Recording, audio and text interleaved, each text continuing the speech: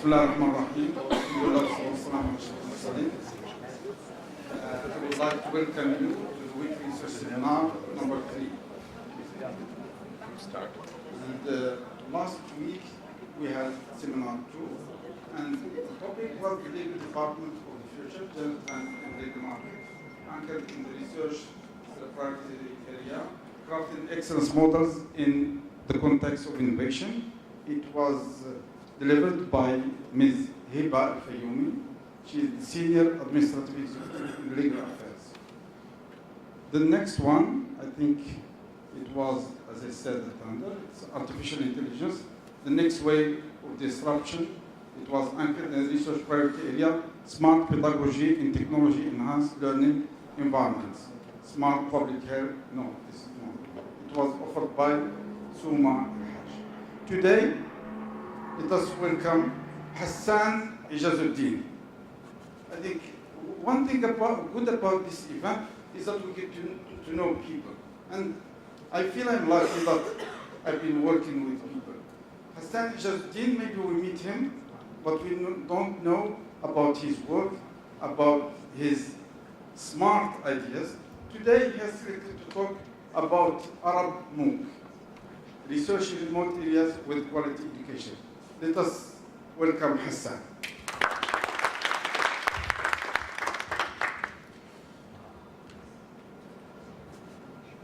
Hi.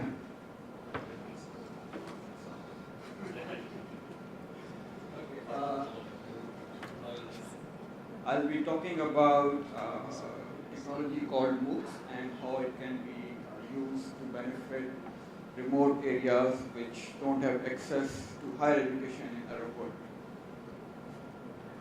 That's the basic outline. We'll talk about the challenge, introduction, some stats from the world leading MOOC providers, stats from the Arab world, and what do we have in the UAE, what are the MOOC components, what are our potential as a company and as a department to produce MOOC, and what are the implications and suggestions over here. Now, the challenge over here is to reach out to remote and rural areas of Arab world to distribute high quality education. Now, there have been reports and surveys that still a large number of Arab region is missing on quality education. Let it be on all skill levels, higher education, school level, or technical skills. Now, there are certain factors. Most population is living in urban areas, in remote areas, far away from cities. They don't have access to local universities. Similarly, if they want to go for a higher, good quality education universities that is very expensive for them, then a large number of women, they stay at home. There are multiple reasons. It could be religious reasons. There is a segregation over here. They are not allowed to travel to the cities for getting education. Now, the idea is that you can reach out to those people with online education. And when we talk about MOOCs are mostly backed by universities. Yeah, I'll just go to that. Now, this is our definition from Wikipedia, but what I'll say that it's just an open platform where anyone can register without any prerequisites to any course, take it free of cost, participate in interactivities, social activities, take the content, and finish the course by giving some assignments and projects as per given by the moderator. An online course aimed at large-scale interactive participation and open access for anyone to enroll via the web. This is a general diagram which we see of MOOC. Now, M stands for massive, open for open, O for online, and C for course. Massive means that unlimited number of learners can register on MOOCs. There is no limitation, from 1 till 1 million. It depends upon the capacity of the platform which is offering the MOOC, but it's unlimited. As I said, open, anyone can register himself in a course. It could be the education material could be open, or there is no fees, but it's open for everyone. Online, of course, when you are reaching out to people, you have to deliver the content through the internet. That would be your desktop machines or mobile phones. The content is available on every platform, but you just need to have internet connectivity. And the course, the C course, it fulfills the definition of a course. Like it will have learning objectives, it will have study material, it will have assessments, activities. There will be an instructor, and in the end, they will be rewarded with some badge or certificate, whatever the model of that particular book provider is. If we look at the history, we knew about open education, open universities, way before the term MOOC came into being. It was first heard in the year 2008 when the first MOOC was launched. Later on in 2011, Stanford started their own MOOC. And from there, it began to boom. Like in 2012, Udacity, Coursera, then MIT was turning to edX. So these all platforms came into being. And then in 2013, in 2013, FutureLearn, another MOOC provider, they were introduced. And the list is still going on, and there are more innovations being happening in the MOOCs, but that's our brief history. If we look at some of the stats from 2017, currently 78 million students are registered in MOOC platforms all around the world. 800 plus universities are participating in MOOCs, and there are more than 9,000 courses being offered on all around the world on the MOOC platforms. The growth is visible. From 2017, it went up like a Bitcoin, and it is now more than 9,000 courses, if we talk about the current day. These are the top 5 MOOC providers. Coursera has 30 million registered learners, edX 14 million. Then there is a Chinese company called Ijaz-ud-din, 9.3 million, Udacity 9 million, and FutureLearn is catching up with 7.1 million registered learners. This is the distribution of subjects which are being offered on MOOCs all around the world. And if you can see, business and technology courses, they are covering 40% of the total MOOC course distribution. And then we have health and humanities, other sciences are in smaller ratio. Now, apparently, MOOCs were supposed to be free for all. But with the growth of learners, people started to think of how to earn from MOOCs. So, initially, it is all free. But if you want to get a certificate or you want to get a credit or even a degree, then you have to pay. It is still open for all. You can register yourself, you can take the course, but nothing will be awarded to you as a concrete credit or a degree, unless you pay them. So it's like a hierarchy over here to earn from MOOCs. Now, that was the worldwide stat. Arab world is still not far behind. In 2013, Saudi Arabia started Rawak with 2 investors. And the same year, Jordan started their own MOOC platform called Idrak. That is by Queen Rania and His Highness Sheikh Mohammed bin Zayed of Abu Dhabi. He is the partner. He is not the partner. She is the founder, and there are sponsors. One of the sponsors is Sheikh Hamza. Yeah. So they don't mix up. So, but so far, there are no leading universities participating in these MOOCs. You will not find top universities and other institutions contributing in these platforms. Mostly they are from individual learners or some bodies, private bodies. There is one body from UAE also which is participating in Idrak. That's it. Also, moreover, there are 2 more. University from Lebanon, they can teach you anything from cooking to unlimited courses. but they are all small courses. Same goes for Skill Academy. It's like an online tutoring website, and they don't offer any certificates. Egypt 2 months ago launched a big one called Otina. Otina al-Ilm. Otina, yeah. So it's a huge platform. They were swallowed it. Okay, but let's look at some stats on Rabat platform.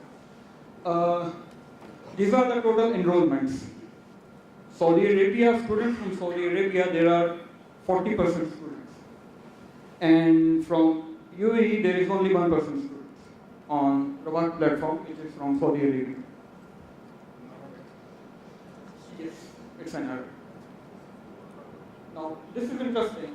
On the MOOC platform, you can get registered yourself and you can start promoting your own courses. But if we look at this chart, we will not see any professor from UAE to participate in MOOC. There is Saudi Arabia, Egypt, and then Mauritania. I didn't find anything from UAE. Now, if we look at Idrak stats, these are the enrollments on Idrak, Jordan MOOC. There are apparently no learners, or maybe they are over here, which is not available, 7% from our region. Egypt is leading with 26%. So, we MOOCs in the UAE or the MOOCs in which UAE is participating, whatever I looked for, I found none. It's a zero. So I think we have opportunity over here to start looking into this technology. And these are some wordings from the industry leaders who are participating in MOOCs. And they say that there is a lot of potential if we invest in MOOCs in Middle East. Especially when there is no consortium for Arabic platform exists, like Future Learn and Coursera. That means that universities are not participating in MOOC. FutureLearn and Coursera have huge library has a big portfolio of universities around the world. But over here, nobody is participating till now. Okay, so let's quickly look at the basic components. MOOCs are usually from 6 to 12 weeks, and they are available 24/7.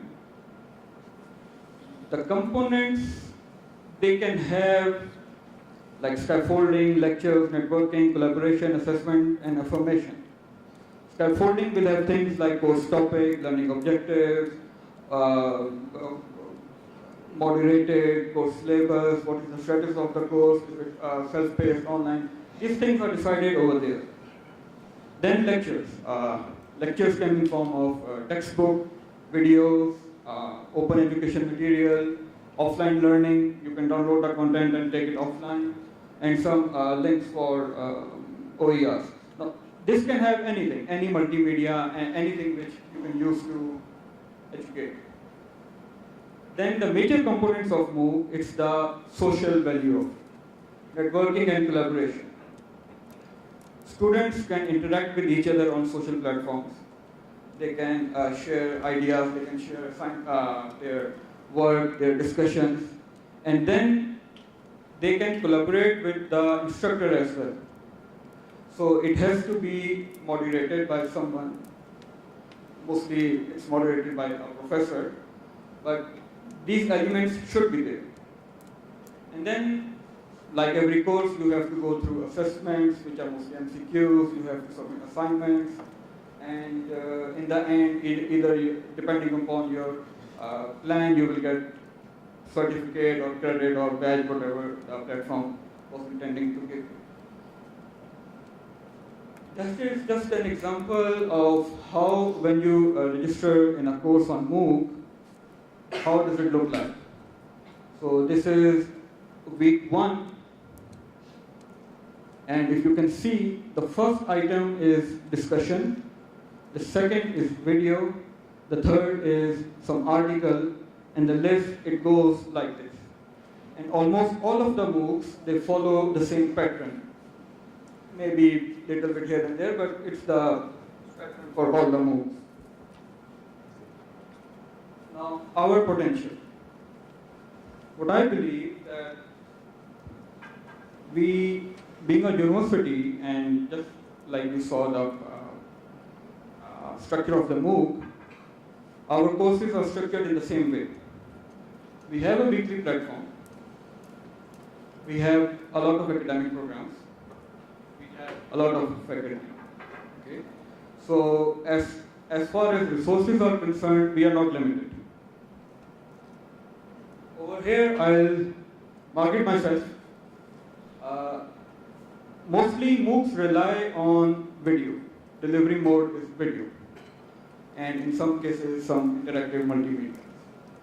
So we as HPMSU and as eContent Factory, we are fully equipped with the skills and the production studio to produce something like this. We are doing social learning videos on Cloud Campus. We have done some educational videos with some of the faculty over here. We have done screencasts and hand describing movements videos.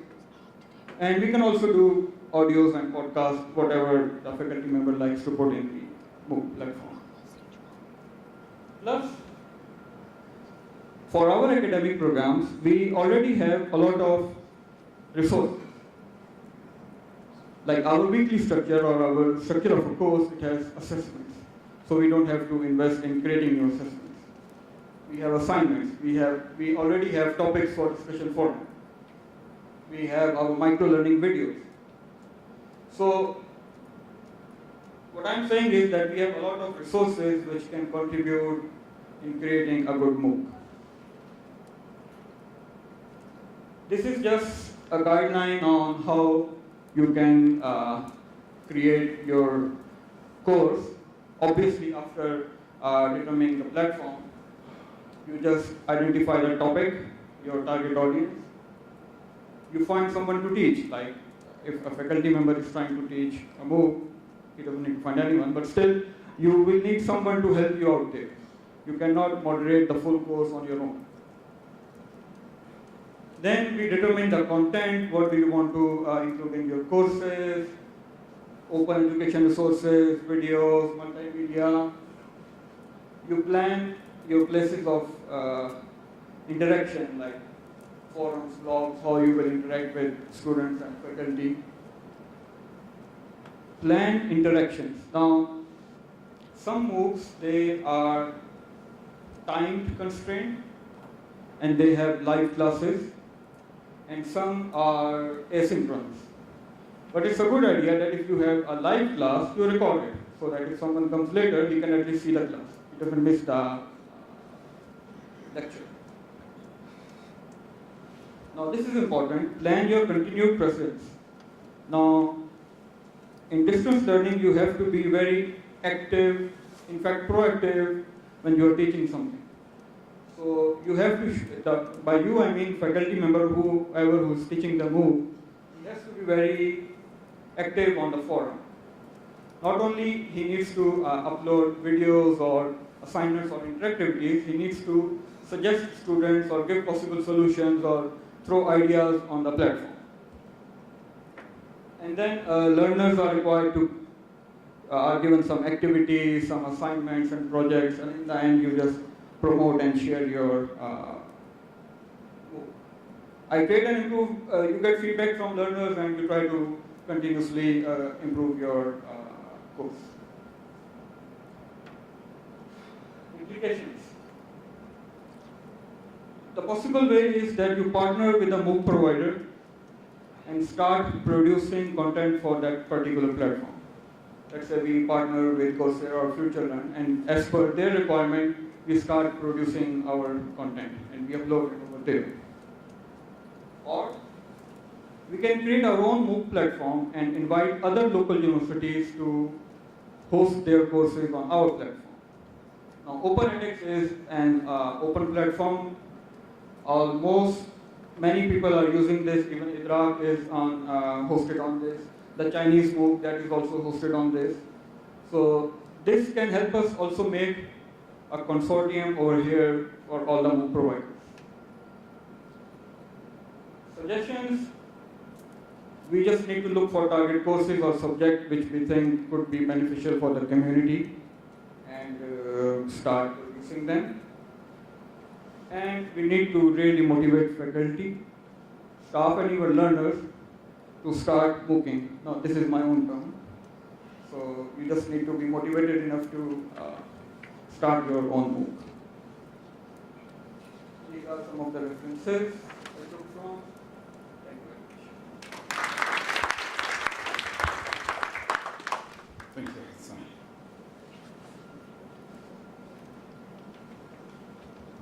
Next presenter is Samer Hamidi. Samer obtained his PhD from the University of Tulane in the United States of America. His PhD is in public health.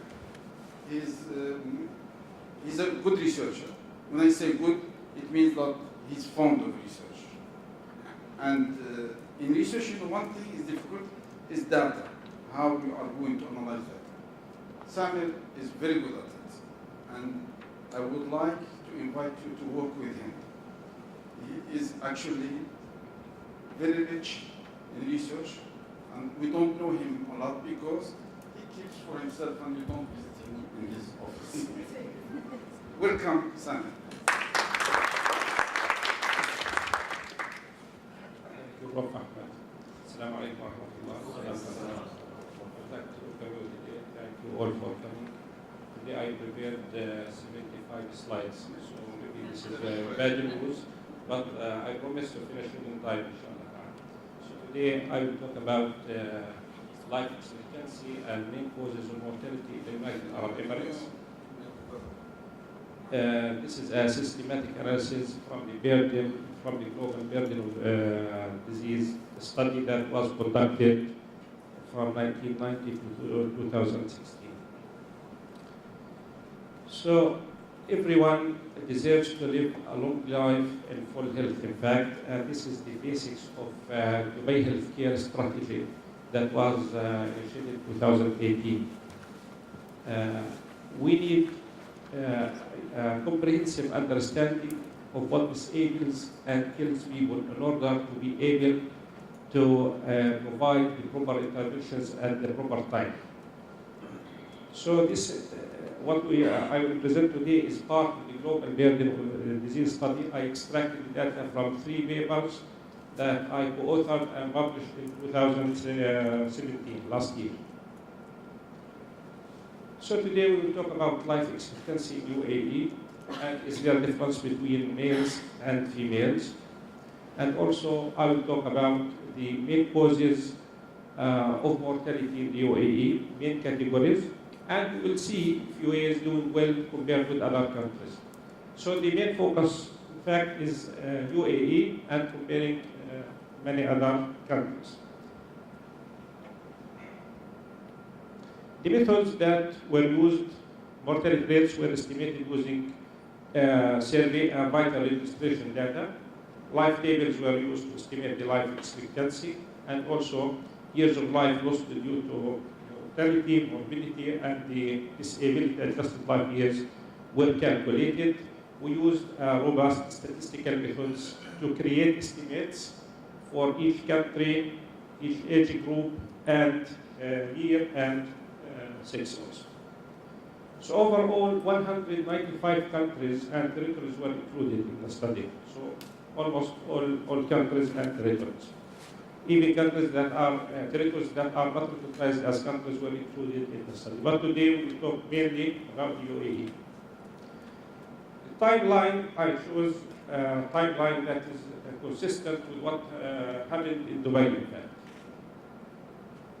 I guess you all know this. This is Dubai, right? Right? Okay, so I have 2 pictures for Dubai. So this is Dubai now, okay, and this is Dubai area. Yes, 1970, 80 or 90?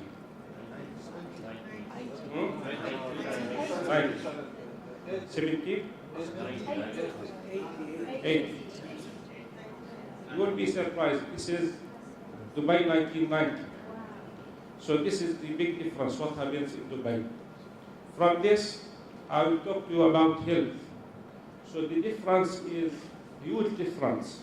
So now let us talk about health. What happens to health from 1990 to 2016? So I'll talk about the life expectancy and the main causes of mortality.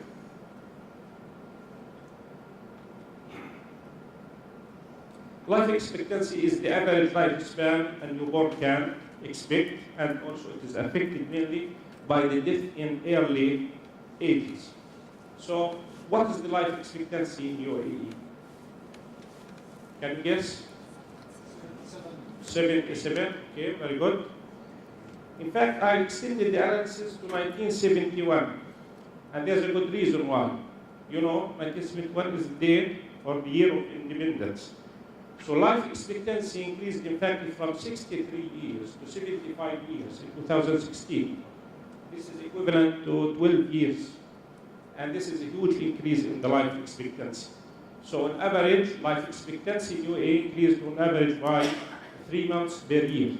So every year, UAE is increasing life expectancy 3 years, which is higher than most developed countries in terms of the rate. Now let us see if there is a difference between males and females. What do you think? We know that. We know that. Nationals or everybody? Everybody. Yeah. Males? No, female. Because they make sure that women die. Yeah. We killed them before. Okay. So a lot of opinions.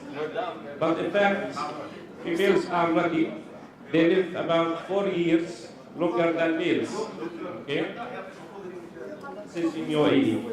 And this trend also, we can see this trend also in all countries, except a few 2 or 3 countries globally. So UAE is doing very well with this. And also another notice very important is that this difference increased from 1.5 years to 4 years in 2016. So the difference was 1.5 years in 1971, okay? And the difference increased to 4 years in 2016. So females are doing very good in this aspect. Let us see if the life expectancy in UAE compared with other countries. Let us take 2 countries, high country and low country. Okay? So we'll compare with Japan as a benchmark, and I take Central Republic of Africa as a country with low life expectancy. So what do you think about Japan? What is life expectancy? 82. Okay. In fact, I looked about 20 countries to compare, but there is no time to compare, just I will compare with Japan. It is 84. So this is the highest country. So we have, in order to be 84, we need another 9 years. I need life expectancy. So calculating it's only 3 months, maybe about 15 years or more to get there. So what is the life expectancy in Central Republic of Africa?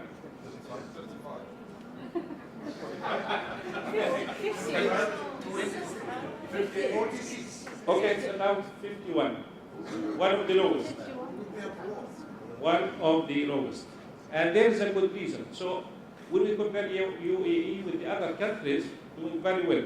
So in the previous slide, you said it's 75 is very low, but it is in fact not very low, because when we compare it with other countries, doing very well.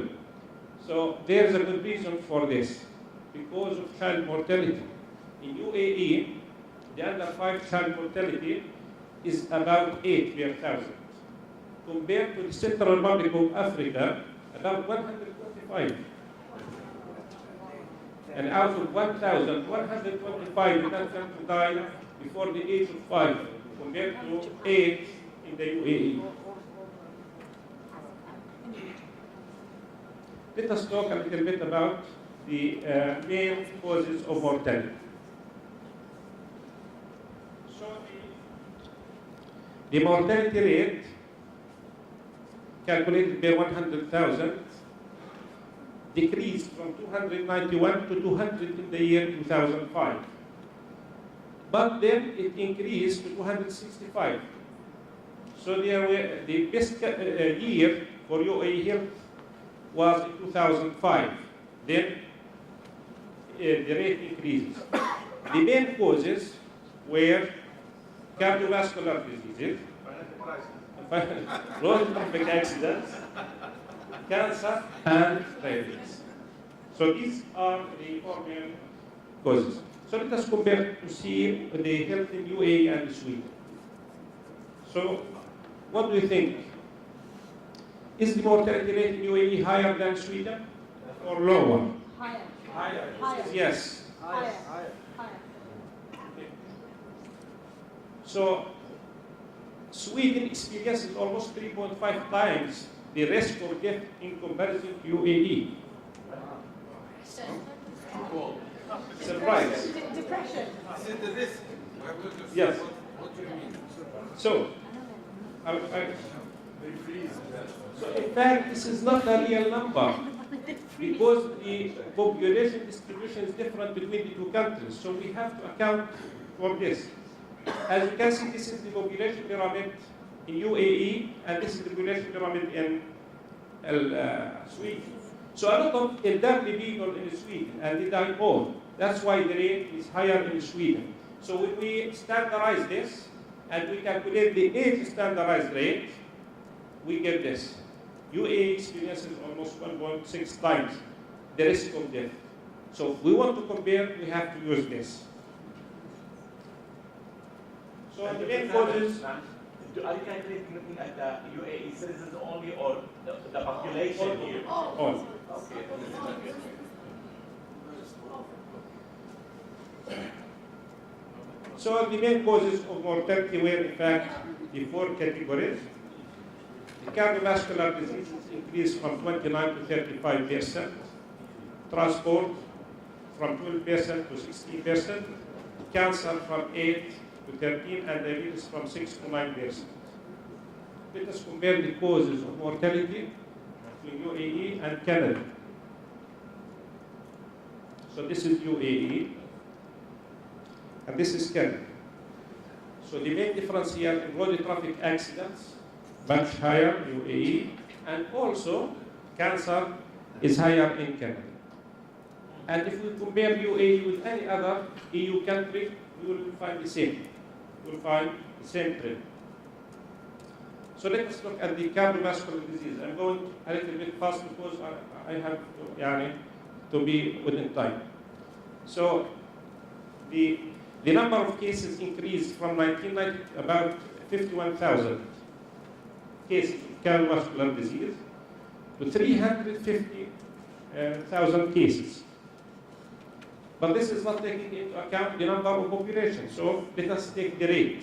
When we take the rate, it's decreasing. So from 1990, the rate of cardiovascular disease is decreasing, in fact. So this is a good sign. Let us compare with Germany this time.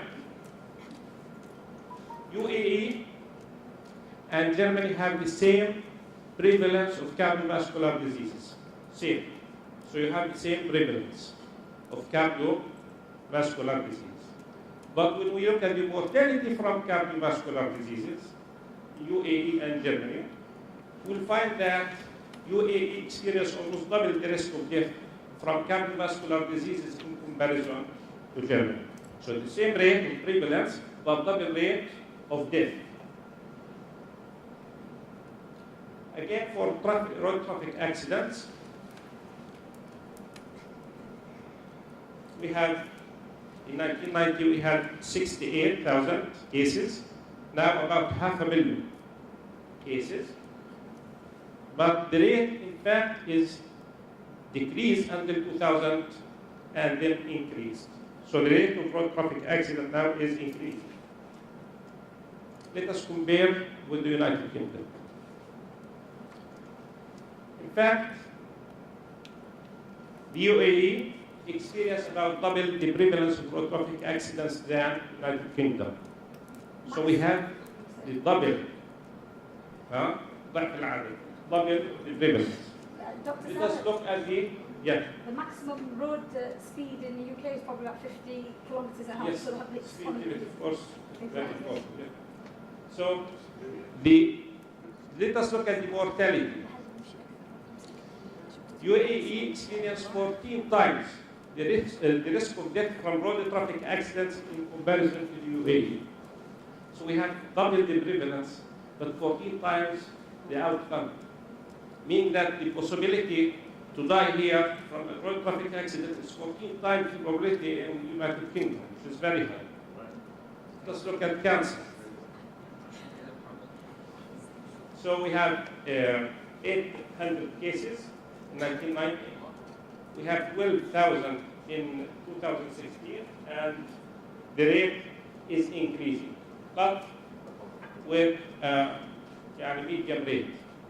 Let us compare with Australia. Australia is known one of the highest countries in terms of cancer. So you can see that UAE experience almost 17% of the prevalence of cancer cases compared to Australia. Yes, so I'm doing very well. Even when we compare all Arab countries included here, they are also less than EU countries. So about the mortality, prevalence and death of cancer, can see also UAE experiences almost 72% of the mortality from cancer in comparison to Australia. Diabetes, last one. So we have 88,000 cases in 1990. In 2016, we have 700,000 cases. Do you think the rate is increasing or decreasing? So surprising that it is increased 2005, as I said, this is the year 2005, then it is decreasing. So we are doing good in terms of diabetes, it is decreasing. Let's compare this time with France, one of the best countries in the management of diabetes. So the prevalence here, you experience almost 4 times the prevalence of diabetes than France. 4 times. Let us look at the mortality from diabetes.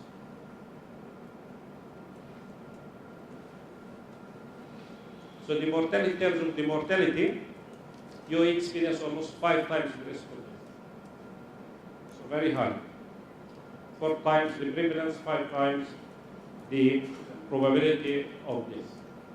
So now let us look at the prevalence of the 4 categories of diseases in terms of male and female. We said female live longer in UAE, so they have better life expectancy. But in terms of the prevalence of the cardiovascular diseases and road traffic accidents and cancer and diabetes, as you can see, this is the age standardized prevalence rate for the 4 categories. So which is higher? Females or males? Males.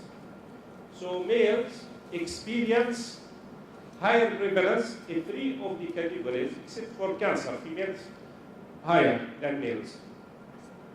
Let us look at the mortality from the diseases. As you can see here, males also experience higher mortality rate than females. That's why life expectancy is higher. So prevalence is higher and also the mortality is higher.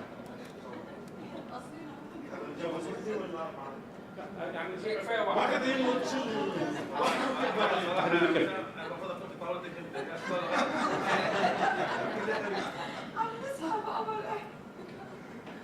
So, in conclusion, life expectancy increase in UAE. Female is higher than male, and males experience higher prevalence of the 4 categories of diseases except for cancer, but at the same time they experience higher mortality. And compared with other countries, UAE has higher prevalence and mortality rate of road traffic accidents and diabetes, but comparable rate of cardiovascular diseases with higher mortality. And UAE has lower cancer prevalence rate, but comparable mortality rate. And this is where developed countries. So the final detailed assessment of the mortality patterns represent a critical input that will enable, in fact, the UAE health system to target interventions to specific populations, and monitoring levels and trends in mortality is vital to understand how UAE can address prominent sources of early mortality. These are the references. This is some of the research that I'm doing right now with our learners about diabetes, skin heart disease, and the project with Prof. Ahmed, he should research about road traffic accidents to address these main causes of this. Thank you.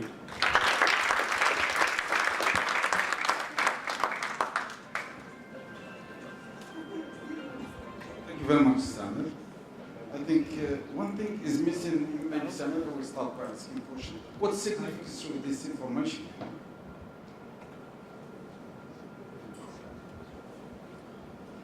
This is maybe one of its kind study that talks about all countries and compare all countries and gives us the best countries and the worst countries. So one best thing about this study is you compare with the best country and see how we can improve our health status based on these countries. For example, road traffic accidents. I compare with the United Kingdom, which is the lowest. We can compare also with Sweden and see what are the measures taken there, how they reduce their mortality from accidents, and what we can do to improve our health status. So this is the best thing about this study. Actually, we had one of his learners. We had an issue to get data from Dubai Health Authority, but alhamdulillah, after contacting them, we managed to get all the data now, and all your, I think, learners can get the right data if you want. Question now? Yes. This mic is not working. Thank you.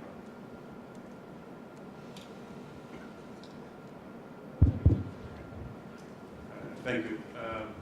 I thank both the gentlemen for their presentations. Both topics are very, very important. But I congratulate Professor Samer on his presentation, and I think if Lara is here now. Lara? Celine? I need Prof. Samer that this presentation of yours goes live into our own media channels with the newspaper. So maybe Anita, you can pass this message to Lara. I think from Prof. Ahmed, your question, what is the significance of such a research?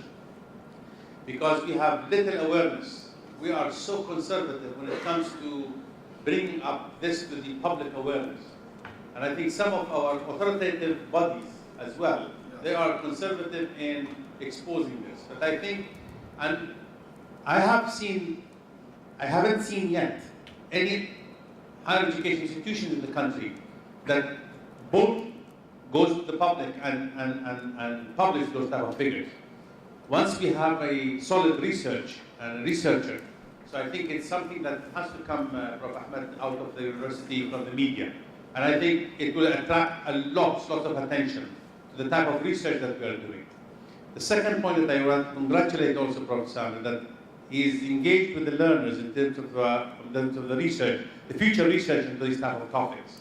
So I think this is also another good thing. So I really congratulate you, Prof. Samer. Thank you. By the way, Samer is a demanding supervisor. I know from his students, yeah. he makes them work hard to get data, and because he's good at reading numbers, as he said. But the third significance for me is we help decision makers to plan. This is awareness. The first thing has awareness, to be yes. aware.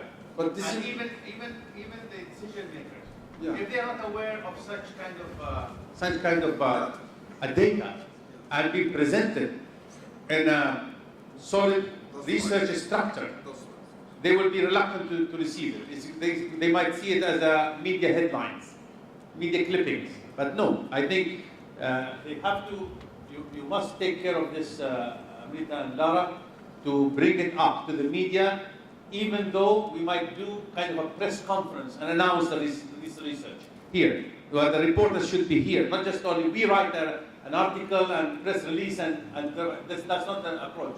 The approach that the professor will come along with his students and make a kind of a press conference in the university. And say, this is the idea. And I think this is a fantastic outcome. I hope that this type of research will be kind of available for our learners as well as a part of their learning resources. Because pardon? Yeah.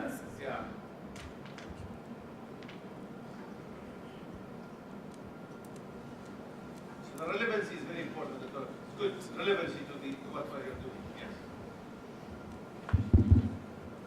Yes.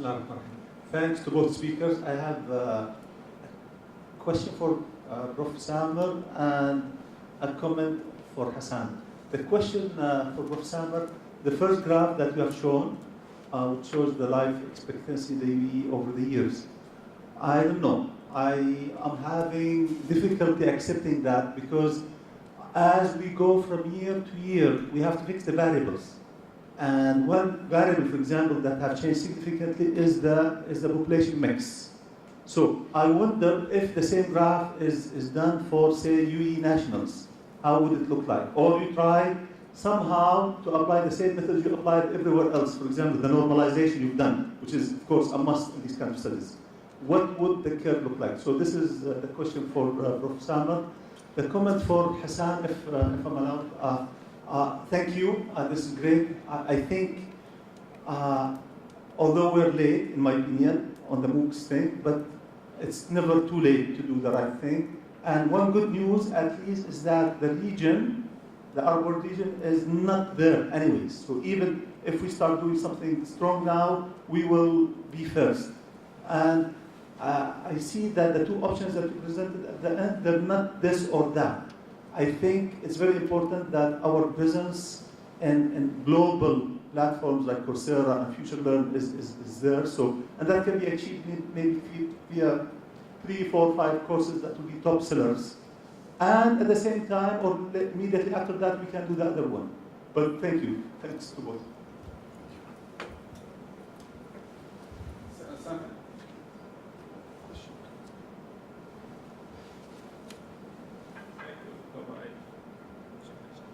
Thank you, Dr. Rai. Excellent question. And this is, in fact, our main focus when we calculate life expectancy and the other mortality rates in the UAE is how to differentiate between nationals and expats. And this is really a very difficult task. Not easy. Even in Saudi Arabia and the other Gulf area, they experience the same problem. So we have to come up with a formula how to calculate this. Till now, no single research in UAE tackled this issue in a scientific way. So we have to work on this to get these figures. It's about adjusting, not about figures. It's about calculating adjusted rates. Thank you. Assalamu alaikum. Thank you, Prof. Samir. Thank you, Hassan. My question for Prof. Samir, and I have also a question for Hassan. I'm wondering, Prof. Samir, how can we follow up this research and write something regarding what makes the quality of life? And we have about 3 departments or programs in health schools. They can cooperate in this regard. So imagine and answer this question in your research, what makes the quality of life in UAE? Because there is a big change between 1971 and 2016. What are the reasons behind this one? You are presenting the figures and the numbers, and it's very nice, but how can we predict the good quality of our life in UAE? This is very important. Not only the figures, but how can we say this is our UAE and this is the quality of life at UAE, right? My question for Hassan is, MOOCs are increasing, Hassan, and I have spoken with you in this regard before, remember? The problem for MOOCs, from my point of view, is the pedagogical design and management. Are we able to manage the exact or to measure the exact knowledge and the skills that are getting from MOOCs courses versus the traditional or online other official courses? This is a very important question. Did you get the chance to compare the outcomes or the output of some MOOCs courses with the traditional or online courses that are official in some universities? What is the gain that could happen between the learner who's taking MOOCs and the learner who's taking other regular courses, whether online or traditional? Thank you.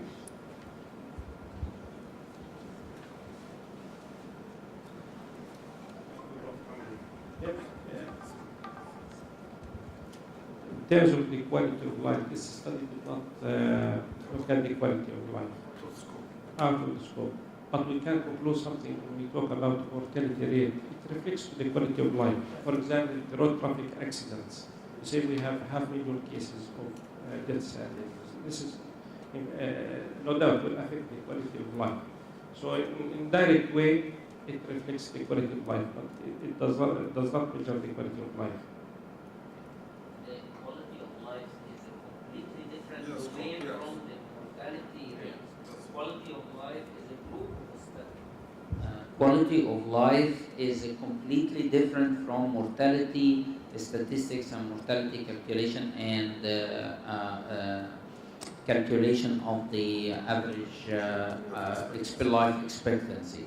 There are so many tools to measure the quality of life, but the main issue when we try to measure the quality of life is that most of the tools were developed in the West, and we didn't have a tool in our region, and we tried to modify this. And I remember that one of the students who was trying to use one of the tools copied a question to a tool asking the respondent about how he is able to see the golf ball moving very fast.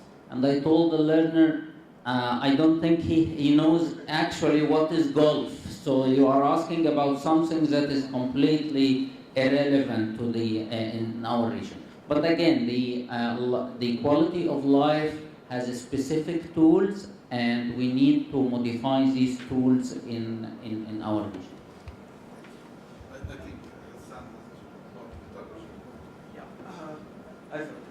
I didn't get a chance to look at comparison you asked me, but initially when MOOC started, the first MOOC was called CMOOC, Connectivist MOOC.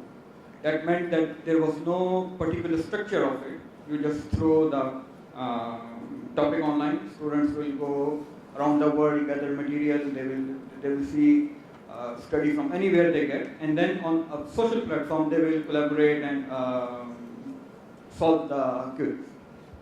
Then after Stanford, they started to call it XMOOC, extended MOOCs. Now the pedagogy behind them is like behaviorism. It's a structured course which believes on just delivering content to you to take, to absorb it. And then using social platforms, you collaborate, you can consult with your instructor and other learners around the world to get the most learning out of it. So I think this is the current tradition which is going on in MOOCs.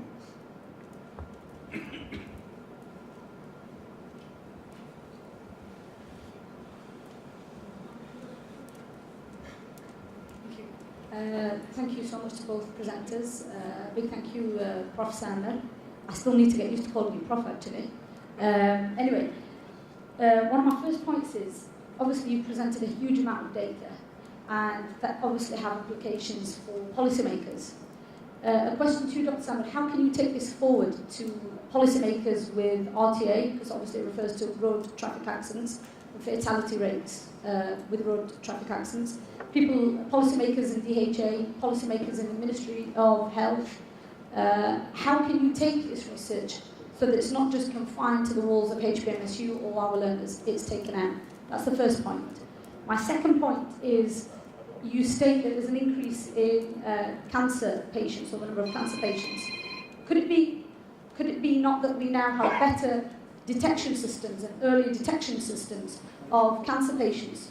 So hence, there's a high rate of detection rather than really a high rate of cancer patients.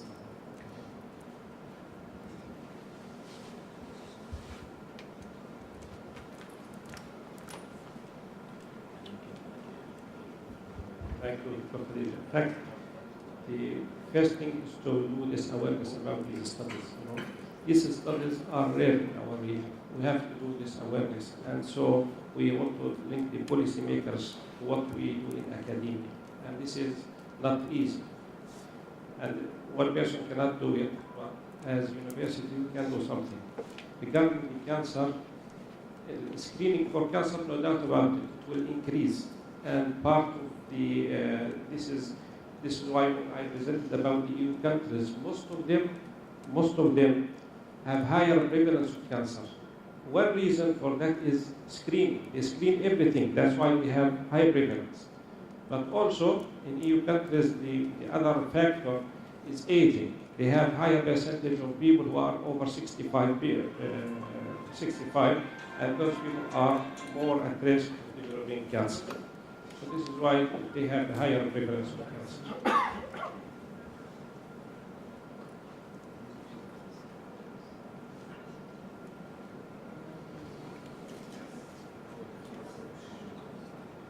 So thank you very much for both the speakers. Amazing presentations. I have one question each. So one question for regarding the MOOCs that definitely we agree with you that we need to have some presence in the MOOCs, especially in the international arena. However, I believe we underestimate our own efforts, and in particular with regard to cloud campus.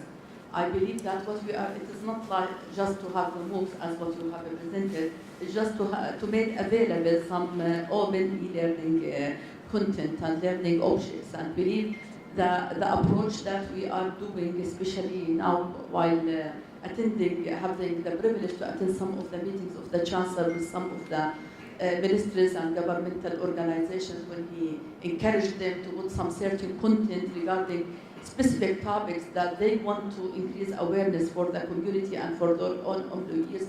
I believe this is very, very useful, and maybe even in some cases more useful than what MOOCs are doing, especially that we guarantee or we have some quality evaluations for the content and also for the maintenance of the content itself in the future for monitoring it.